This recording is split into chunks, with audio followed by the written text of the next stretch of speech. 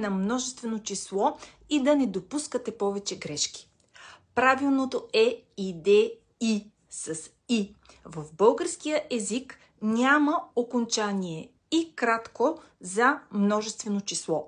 Една идея, много идеи.